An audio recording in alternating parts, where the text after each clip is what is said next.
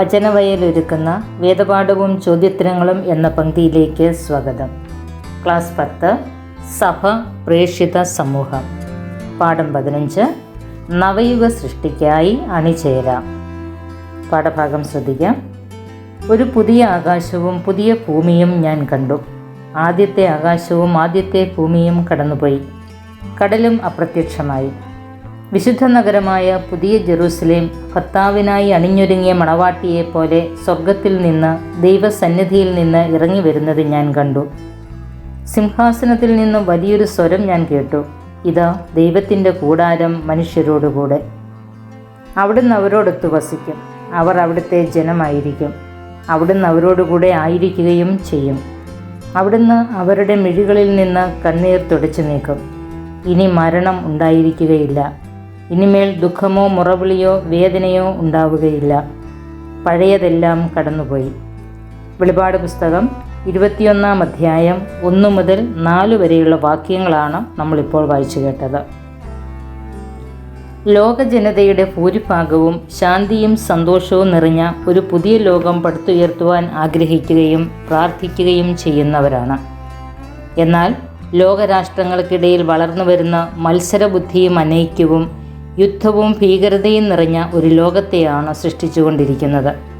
ദൈവത്തെ മാറ്റി നിർത്തിക്കൊണ്ടുള്ള ഒരു പ്രവർത്തനത്തിനും സമാധാനം നൽകാൻ സാധിക്കുകയില്ല. അസമാധാനം നിറഞ്ഞ ലോകത്തിൽ സമാധാനദാതാവായ ഈശോയെ നൽകിക്കൊണ്ട് ഒരു പുതിയ യുഗം സൃഷ്ടിക്കുവാൻ ക്രൈസ്തവർ കടപ്പെട്ടിരിക്കുന്നു. എന്തുകൊണ്ടെന്നാൽ സർവ്വമനുഷ്യർക്കും വേണ്ടിയുള്ള രക്ഷാസന്ദേശമാണ് അവർ കൈപ്പറ്റിയിരിക്കുന്നത്. സഭ ആധുനിക ലോകത്തിൽ എന്ന പുസ്തകത്തിൽ രേഖപ്പെടുത്തിയിരിക്കുന്നതാണിത്. കത്തോലിക്ക സംഘടനകളുടെ പ്രസക്തി. സംഘടിതമായ പ്രേക്ഷിത പ്രവർത്തനം വിശ്വാസികളുടെ ക്രിസ്തീയവും മാനുഷികവുമായ ആവശ്യമാണ്. അത് മിശിഹായോടുള്ള സഭയുടെ ഐക്യത്തെ പ്രകാശിപ്പിക്കുന്നു.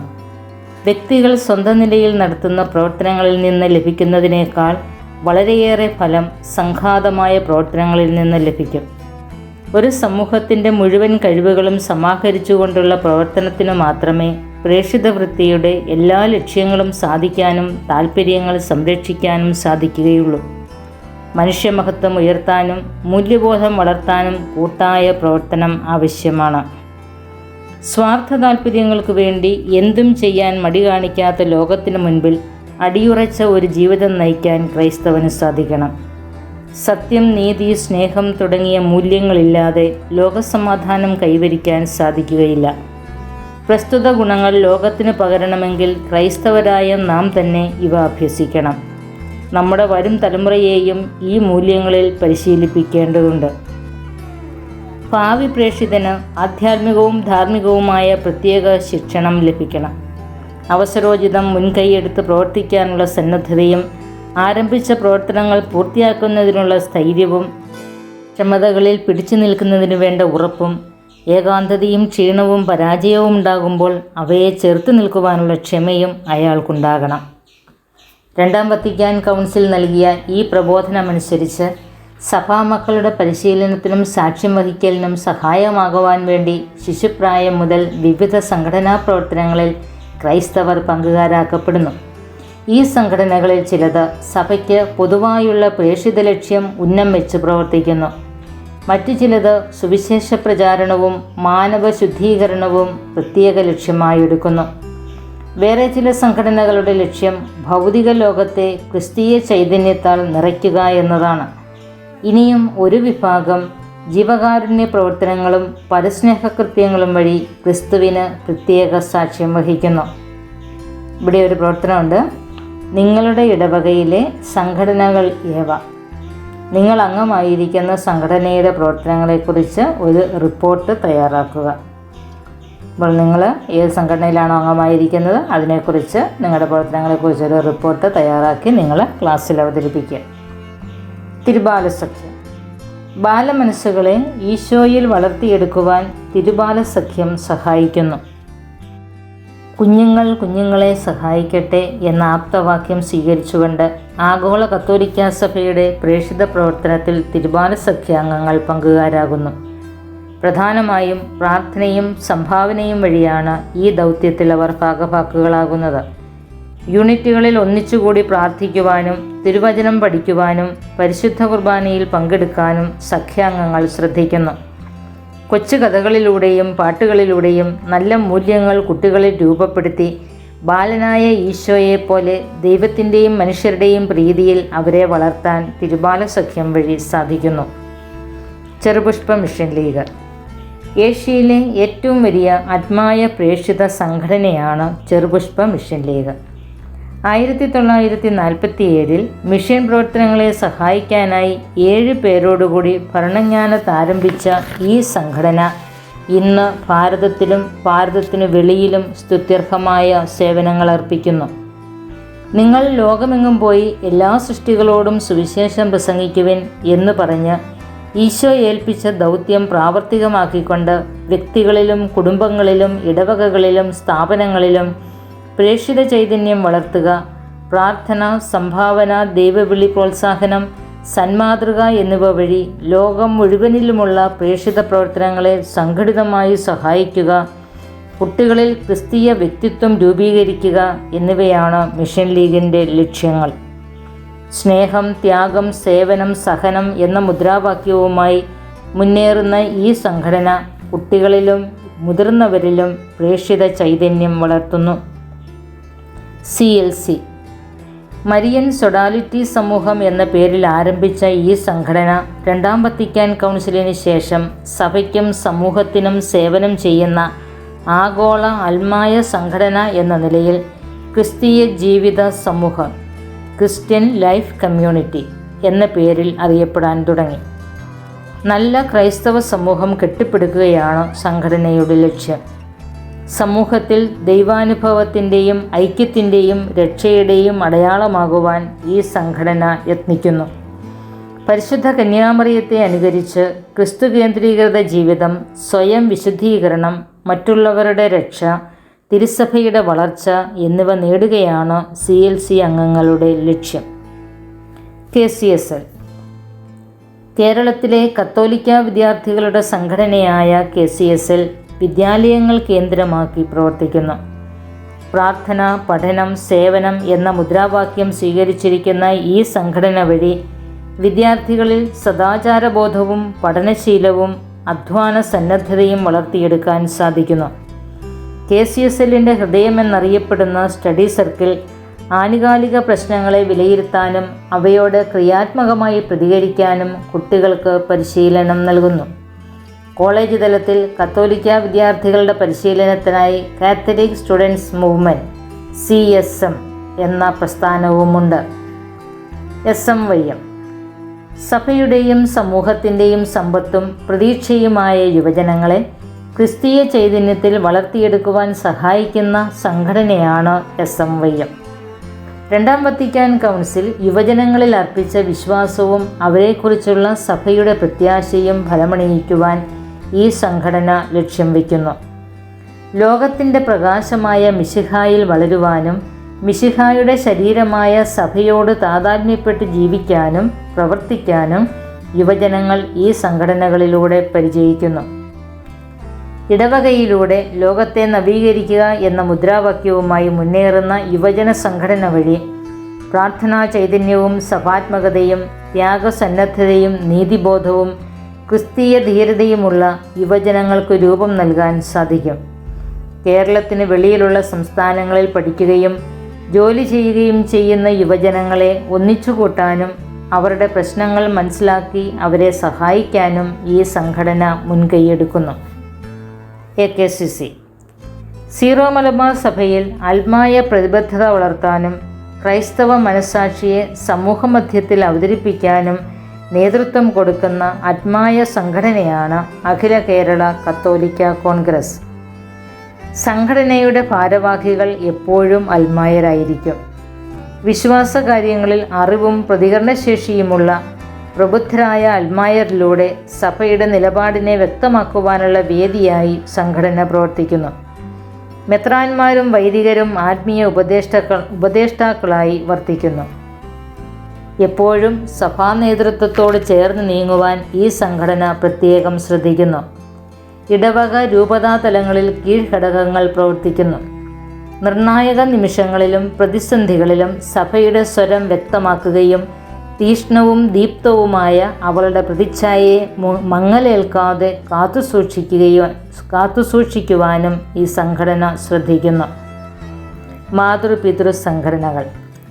ഗാർഹിക സഭയുടെ കുടുംബങ്ങളെ വിശദീകരിക്കുക എന്ന ലക്ഷ്യത്തോടെ മാതാക്കളുടെയും പിതാക്കളുടെയും സംഘടനകൾ പ്രവർത്തിക്കുന്നു. മാതൃജ്യോതിസ്, പിതൃവേദി എന്നിങ്ങനെ വിവിധ പേരുകളിൽ അവ അറിയപ്പെടുന്നു.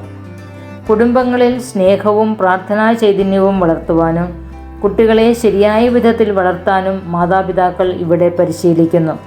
ഇവയ്ക്കു പുറമെ നിരവധി സാമൂഹ്യ സേവന സംഘടനകളും സഭയിലുണ്ട്. Vincent de Paul. പാവപ്പെട്ടവരുടെ പ്രേക്ഷിതനായിരുന്ന വിശുദ്ധ വിൻസെൻ്റ് ഡി പോളിൻ്റെ നാമത്തിൽ ഫാദർ ഫ്രെഡറിക് ഓസാനാം സ്ഥാപിച്ചതാണ് വിൻസെൻ്റ് ഡി പോൾ സംഘടന. രഹസ്യ പിരിവിലൂടെ പണം കണ്ടെത്തി സാധുക്കളെ സഹായിക്കുക എന്നതാണ് ഇവരുടെ മുഖ്യ പ്രവർത്തനം.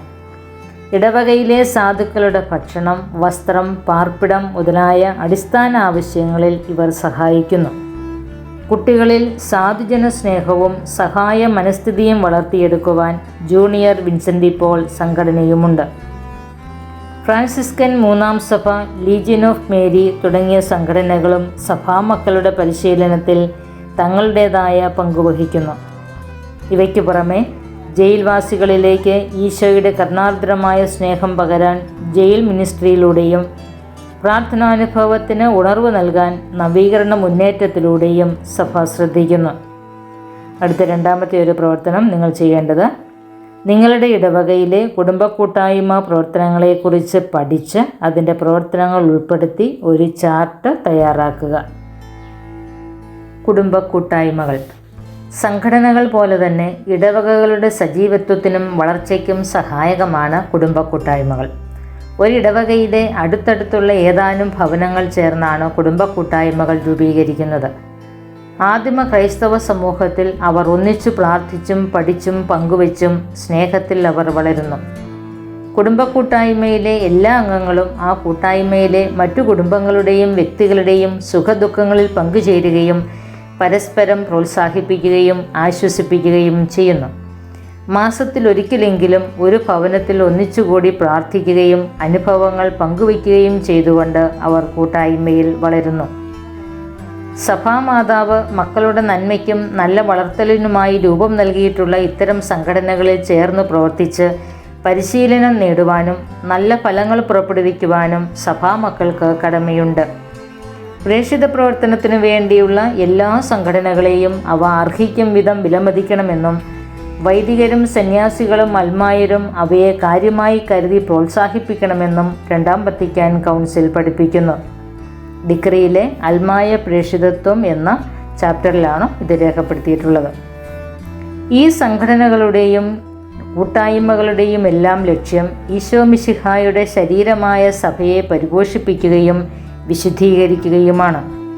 അതുവഴി സഭയുടെ പ്രേക്ഷിത പ്രവർത്തനങ്ങൾ കൂടുതൽ സജീവവും ഫലദായകവുമാകും. സഭയുടെ അടിസ്ഥാന ഘടകമായ ഇടവകയോടും പ്രാദേശിക സഭയോടും ചേർന്ന് നിന്ന് പ്രവർത്തിക്കുമ്പോഴാണ് ഇവ ഫലദായകമാകുന്നത്. സഭയിലെ വിവിധ സംഘടനകളിലൂടെയും പ്രസ്ഥാനങ്ങളിലൂടെയും വിശ്വാസ ജീവിതത്തിൽ വളർന്ന് സാക്ഷ്യമേകുവാൻ സഭാമക്കൾ പ്രാപ്തരാക്കപ്പെടുന്നു. ഈ ലോകത്തിലെ തങ്ങളുടെ സാന്നിധ്യം വഴി ലോകത്തെ വിശദീകരിക്കാനും ജീവിതാനുഭവങ്ങളെ ദൈവപരിപാലനയിൽ അംഗീകരിക്കാനും അഭിമുഖീകരിക്കാനും ഇതുവഴി അവർ പരിശീലിക്കുന്നു. ഈ ലക്ഷ്യത്തോടെ സഭാഗാത്രത്തോട് സഹകരിച്ചു പ്രവർത്തിക്കുവാൻ ഈ സംഘടനകൾക്കും പ്രസ്ഥാനങ്ങൾക്കും സാധിക്കണം. ഈ ലക്ഷ്യപ്രാപ്തിക്ക് വിഘാതമാകാവുന്ന മാത്സര്യമോ വിഭാഗീയ ചിന്താഗതികളോ സംഘടനകൾ തമ്മിൽ ഉണ്ടാകാതിരിക്കാൻ ശ്രദ്ധിക്കണം. അൽമായ പ്രേക്ഷിതത്വം എന്ന ചാപ്റ്ററിൽ വിശദീകരിച്ചിരിക്കുന്ന കാര്യങ്ങളാണ് ഈ പറഞ്ഞവയും.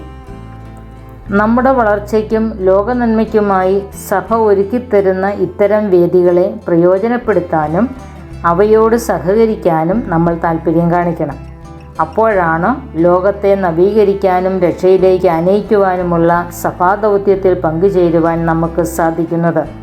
അങ്ങനെ സഭാമാതാവിനോട് ചേർന്ന് നിന്ന് നവയുഗ സൃഷ്ടിക്കായി നമുക്ക് അണിചേരാം. ദൈവവചനം വായിക്കാം, ധ്യാനിക്കാം. കൊളോസ്സോസുകാർക്ക് എഴുതിയ ലേഖനം 3-ാം അധ്യായം 12 മുതൽ 17 വരെയുള്ള വാക്യങ്ങൾ വായിച്ച് ധ്യാനിക്കുക. ഓർമ്മിക്കാൻ ഒരു തിരുവചനം.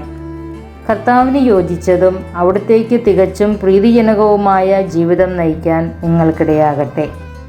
കൊളോസ്സോസുകാർക്ക് എഴുതിയ ലേഖനം 1-ാം അധ്യായം 10-ാം വാക്യമാണ് നമ്മളിപ്പോൾ കേട്ടത്. അത് കാണാതെ പഠിക്കാൻ ശ്രദ്ധിക്കുക.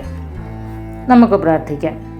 ഈശോനാഥ, തിരുസഭയിലൂടെ അങ്ങ് ഞങ്ങൾക്ക് നൽകുന്ന അവസരങ്ങൾ ശരിയായി വിനിയോഗിച്ചുകൊണ്ട് ലോകനന്മയ്ക്കായി പ്രയത്നിക്കുവാൻ ഞങ്ങളെ പ്രാപ്തരാക്കണമേ. എൻ്റെ തീരുമാനം: ഇടവകയിലെ സംഘടനാ പ്രവർത്തനങ്ങളിൽ ഞാൻ സജീവമായി പങ്കുചേരും. സഭയോടൊത്ത് ചിന്തിക്കാം. പ്രേക്ഷിത പ്രവർത്തനത്തിനു വേണ്ടിയുള്ള എല്ലാ സംഘടനകളെയും അവ അർഹിക്കുന്ന വിധം വിലമതിക്കേണ്ടതാണ്. സ്ഥലകാല വ്യത്യാസങ്ങളനുസരിച്ച് ഹൈറാർക്കി ചില സംഘടനകളെ അഭിനന്ദിക്കുകയും നല്ലതെന്ന് ശുപാർശ ചെയ്യുകയും അടിയന്തിരമായി സ്ഥാപിക്കേണ്ടതാണെന്നും നിശ്ചയിക്കുകയും ചെയ്യുന്നു. അത്തരം സംഘടനകളെ വൈദികരും സന്യാസികളും അൽമായരും കാര്യമായി കരുതുകയും കഴിവ് പോലെ പ്രോത്സാഹിപ്പിക്കുകയും വേണം. നമുക്ക് ഉത്തരം കണ്ടെത്താം. 1-ാമത്തെ ചോദ്യം: നവയുഗ സൃഷ്ടിയിൽ ക്രൈസ്തവൻ്റെ പങ്ക് നോട്ട് കുറിക്കുക. അതിൻ്റെ ആൻസർ 108-ാമത്തെ പേജിലുണ്ട്. ലോക ജനതയുടെ ഭൂരിഭാഗവും ശാന്തിയും സന്തോഷവും നിറഞ്ഞ ഒരു പുതിയ ലോകം പടുത്തുയർത്തുവാൻ ആഗ്രഹിക്കുകയും പ്രാർത്ഥിക്കുകയും ചെയ്യുന്നവരാണ്. എന്നാൽ ലോകരാഷ്ട്രങ്ങൾക്കിടയിൽ വളർന്നുവരുന്ന മത്സരബുദ്ധിയും അനൈക്യവും യുദ്ധവും ഭീകരതയും നിറഞ്ഞ ഒരു ലോകത്തെയാണ് സൃഷ്ടിച്ചുകൊണ്ടിരിക്കുന്നത്. ദൈവത്തെ മാറ്റി നിർത്തിക്കൊണ്ടുള്ള ഒരു പ്രവർത്തനത്തിനും സമാധാനം നൽകാൻ സാധിക്കുകയില്ല. അസമാധാനം നിറഞ്ഞ ലോകത്തിൽ സമാധാനദാതാവായ ഈശോയെ നൽകിക്കൊണ്ട് ഒരു പുതിയ യുഗം സൃഷ്ടിക്കുവാൻ ക്രൈസ്തവർ കടപ്പെട്ടിരിക്കുന്നു. 2-ാം വത്തിക്കാൻ കൗൺസിൽ ഡിക്രിയിലെ സഭ ആധുനിക ലോകത്തിൽ എന്ന പുസ്തകത്തിൽ ക്രിസ്ത്യാനിയെക്കുറിച്ച് പറയുന്നത് സർവ്വ മനുഷ്യർക്കും വേണ്ടിയുള്ള രക്ഷാ സന്ദേശമാണ് അവൻ കൈപ്പറ്റിയിരിക്കുന്നത് എന്നാണ്. സ്വാർത്ഥ താല്പര്യങ്ങൾക്ക് വേണ്ടി എന്തും ചെയ്യാൻ മടി കാണിക്കാത്ത ലോകത്തിനു മുൻപിൽ അടിയുറച്ച ഒരു ജീവിതം നയിക്കാൻ ക്രൈസ്തവന് സാധിക്കണം. സത്യം, നീതി, സ്നേഹം തുടങ്ങിയ മൂല്യങ്ങളില്ലാതെ ലോകസമാധാനം കൈവരിക്കുവാൻ സാധിക്കുകയില്ല. ക്രൈസ്തവരായ നാം പ്രസ്തുത ഗുണങ്ങൾ അഭ്യസിച്ച് അവ ലോകത്തിന് പകരേണ്ടത് നവയുഗ സൃഷ്ടിക്ക് അനിവാര്യമാണ്. 2-ാമത്തെ ചോദ്യം: വരും തലമുറകൾക്ക് നൽകേണ്ട പരിശീലനത്തെക്കുറിച്ച് 2-ാം വത്തിക്കാൻ കൗൺസിൽ എന്തു പഠിപ്പിക്കുന്നു? എൻ്റെ ആൻസർ 108-ാമത്തെ പേജിൽ നേരെ കിടപ്പുണ്ട്. ഭാവി പ്രേക്ഷിതന് ആധ്യാത്മികവും ധാർമ്മികവുമായ പ്രത്യേക ശിക്ഷണം ലഭിക്കണം. അവസരോചിതം മുൻകൈയെടുത്ത് പ്രവർത്തിക്കുന്നതിനുള്ള സന്നദ്ധതയും ആരംഭിച്ച പ്രവർത്തനങ്ങൾ പൂർത്തിയാക്കുന്നതിനുള്ള സ്ഥൈര്യവും വിഷമതകളിൽ പിടിച്ചു നിൽക്കുന്നതിന് വേണ്ട ഉറപ്പും ഏകാന്തതയും ക്ഷീണവും പരാജയവും ഉണ്ടാകുമ്പോൾ അവയെ ചെറുത്ത് നിൽക്കുവാനുള്ള ക്ഷമയും അയാൾക്കുണ്ടാകണം. ഇതാണ് വരും തലമുറകൾക്ക് നൽകേണ്ട പരിശീലനത്തെക്കുറിച്ച് 2-ാം വത്തിക്കാൻ കൗൺസിൽ പഠിപ്പിക്കുന്നത്. 3-ാമത്തെ ചോദ്യം: കുട്ടികളുടെ പരിശീലനത്തിന് സഹായിക്കുന്ന സംഘടനകൾ ഏവ? അവയുടെ പ്രവർത്തനങ്ങളിൽ നിങ്ങൾ എങ്ങനെ പങ്കുചേരും? അതിൻ്റെ ആൻസർ നേരെ പുസ്തകത്തിലില്ല, നമുക്ക് നോക്കാം.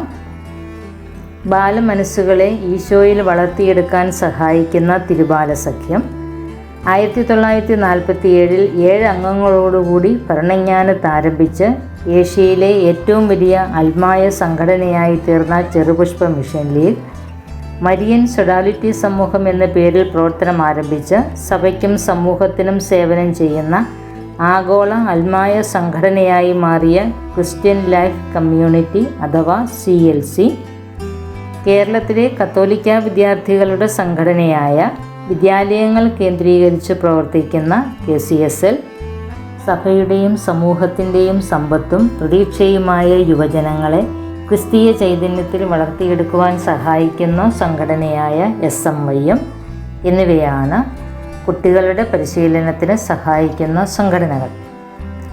വിദ്യാലയങ്ങളിൽ KCSL അംഗമായിക്കൊണ്ടും സൺഡേ സ്കൂളിൽ ഓരോ പ്രായത്തിനും സാഹചര്യത്തിനും അനുസരിച്ചുള്ള സംഘടനകളിൽ അംഗങ്ങളായിക്കൊണ്ട് അവിടെ ലഭിക്കുന്ന പരിശീലനത്തിനനുസരിച്ച് തീക്ഷ്ണമായി പ്രവർത്തിച്ചും പ്രാർത്ഥിച്ചും ഇവയുടെ പ്രവർത്തനങ്ങളിൽ ഞങ്ങൾ പങ്കുകാരാകും. 4-ാമത്തെ ചോദ്യം, KCYM സംഘടന യുവജന പരിശീലനത്തിൽ വഹിക്കുന്ന പങ്ക് വിശദമാക്കുക. എൻ്റെ ആൻസർ 111-ാമത്തെ പേജിലുണ്ട്. 2-ാം വത്തിക്കാൻ കൗൺസിൽ യുവജനങ്ങളിൽ അർപ്പിച്ച വിശ്വാസവും അവരെക്കുറിച്ചുള്ള സഭയുടെ പ്രത്യാശയും ഫലമണിയിക്കുവാൻ ഈ സംഘടന ലക്ഷ്യം വയ്ക്കുന്നു. ലോകത്തിൻ്റെ പ്രകാശമായ മിശിഹായിൽ വളരുവാനും മിശിഹായുടെ ശരീരമായ സഭയോട് താതാത്മ്യപ്പെട്ട് ജീവിക്കാനും പ്രവർത്തിക്കാനും യുവജനങ്ങൾ ഈ സംഘടനകളിലൂടെ പരിചയിക്കുന്നു. ഇടവകയിലൂടെ ലോകത്തെ നവീകരിക്കുക എന്ന മുദ്രാവാക്യവുമായി മുന്നേറുന്ന യുവജന സംഘടന വഴി പ്രാർത്ഥനാ ചൈതന്യവും സഭാത്മകതയും ത്യാഗസന്നദ്ധതയും നീതിബോധവും ക്രിസ്തീയ ധീരതയുമുള്ള യുവജനങ്ങൾക്ക് രൂപം നൽകാൻ സാധിക്കും. കേരളത്തിന് വെളിയിലുള്ള സംസ്ഥാനങ്ങളിൽ പഠിക്കുകയും ജോലി ചെയ്യുകയും ചെയ്യുന്ന യുവജനങ്ങളെ ഒന്നിച്ചുകൂട്ടാനും അവരുടെ പ്രശ്നങ്ങൾ മനസ്സിലാക്കി അവരെ സഹായിക്കാനും ഈ സംഘടന മുൻകൈയെടുക്കുന്നു. അവസാനത്തെ ചോദ്യം, ഇടവകയെ ആദിമ ക്രൈസ്തവ സമൂഹത്തിൻ്റെ ചൈതന്യത്തിലേക്ക് കൊണ്ടുവരുവാൻ കുടുംബ കൂട്ടായ്മകൾ വഹിക്കുന്ന പങ്കെന്ത്? അതിൻ്റെ ആൻസർ 113-ാമത്തെ പേജിലുണ്ട്. സംഘടനകൾ പോലെ തന്നെ ഇടവകകളുടെ സജീവത്വത്തിനും വളർച്ചയ്ക്കും സഹായകമാണ് കുടുംബ കൂട്ടായ്മകൾ. ഒരിടവകയിലെ അടുത്തടുത്തുള്ള ഏതാനും ഭവനങ്ങൾ ചേർന്നാണ് കുടുംബ കൂട്ടായ്മകൾ രൂപീകരിക്കുന്നത്. ആദിമ ക്രൈസ്തവ സമൂഹത്തിൽ അവർ ഒന്നിച്ചു പ്രാർത്ഥിച്ചും പഠിച്ചും പങ്കുവച്ചും സ്നേഹത്തിൽ അവർ വളരുന്നു. കുടുംബ കൂട്ടായ്മയിലെ എല്ലാ അംഗങ്ങളും ആ കൂട്ടായ്മയിലെ മറ്റു കുടുംബങ്ങളുടെയും വ്യക്തികളുടെയും സുഖദുഃഖങ്ങളിൽ പങ്കുചേരുകയും പരസ്പരം പ്രോത്സാഹിപ്പിക്കുകയും ആശ്വസിപ്പിക്കുകയും ചെയ്യുന്നു. മാസത്തിൽ ഒരിക്കലെങ്കിലും ഒരു ഭവനത്തിൽ ഒന്നിച്ചുകൂടി പ്രാർത്ഥിക്കുകയും അനുഭവങ്ങൾ പങ്കുവയ്ക്കുകയും ചെയ്തുകൊണ്ട് അവർ കൂട്ടായ്മയിൽ വളരുന്നു. ഇതോടുകൂടി ഈ പാഠം അവസാനിക്കുകയാണ്. എല്ലാവർക്കും നന്ദി. ഈശോ മിശിഹായ്ക്ക് സ്തുതിയായിരിക്കട്ടെ.